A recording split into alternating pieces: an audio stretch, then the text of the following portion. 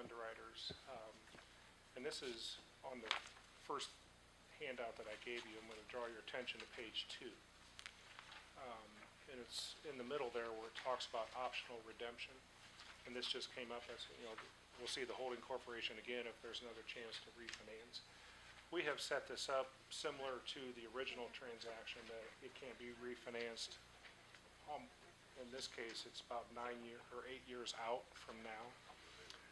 We had a question from an underwriter, would you consider issuing the refunding bonds as non-callable? Meaning that when the refunding bonds are issued, there would not be an opportunity to call them in early in the future, but they would just pay out to maturity. The reason he asked that question is he has, I'm sure, I didn't talk to him directly, but I'm sure he has buyers that would prefer to see these non-callable, so they know what kind of return they're going to get for a period of time. I don't like non-callable bonds. That's just me. Because you don't have an opportunity to take advantage of the interest rate environment. Now, you may say it's not going to get much better than it is today, but you have to think 8 years out, you're refinancing with short-term money what is now being issued as longer-term bonds, so that differential may present itself.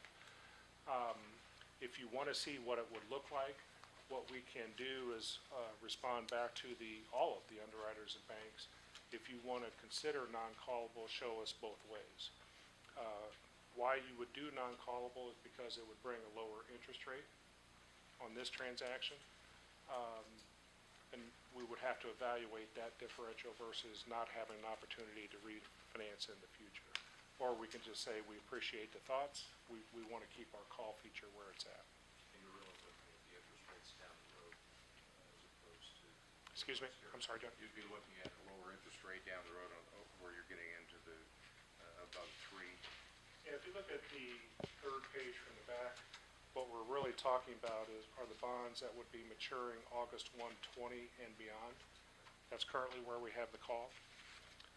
So it would be affecting about $2 million worth of bonds. And if these interest rates were right, we would need to see interest rates below 3% in order to consider a saving or a refinancing. And again, at that time, you only have 4 years left.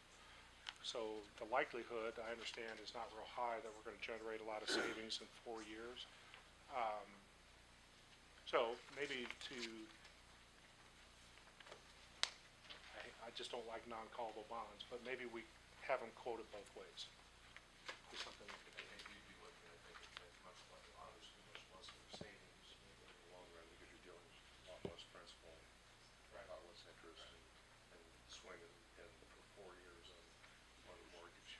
And it doesn't happen very often, but if the skies open up and you get pennies from heaven and you just want to pay them off in 2020, then you really wouldn't have that opportunity if they were non-callable.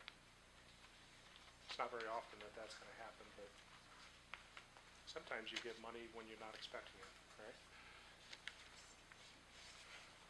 Sure.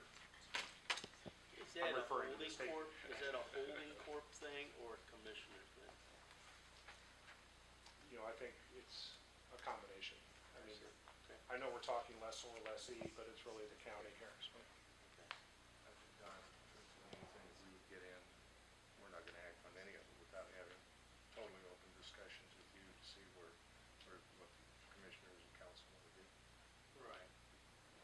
I just didn't know if you wanted to act on the call, no call. No, I think we just take a look at it. Ask for the quotes. When we get the proposals, we'll want to speak with representative of the holding corp, commissioners, council, auditor. Here's what we're seeing, and then we don't need another meeting at that point. I didn't know if you needed that before the... I was just drawing your attention to, if you just were dead set against it, I wasn't going to offer it up. But if you're okay, I mean, maybe just a consensus, we'll offer for folks to quote it both ways. That's fine. Do you have a resolution number on that? There is none on ours that shows a resolution number. And 2012-01 is yours for the holding. Right, for the And holding. then the one for the commissioners is 2012-06. Did you say Brian Emmerich is the third member? Brian Emmerich is the third member. Who's the secretary then? Technically, Brian is. Brian Tim will sign as secretary.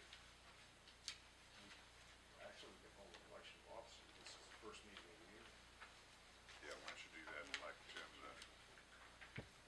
It's a step up in pay. That's right. that 100,000, 104,000 cost, that goes to you, Right. secretary. So, you know, right, being secretary of the holding Yes. corporation signing, Okay. all in favor? Aye. Timothy Rice is now the secretary of the holding corporation. So, do you need 3 copies of this, Jen? In the Yes, past, at they least needed 3. One stays here, one goes to them, and then you guys will get it the, Go ahead and sign that. And then, yeah.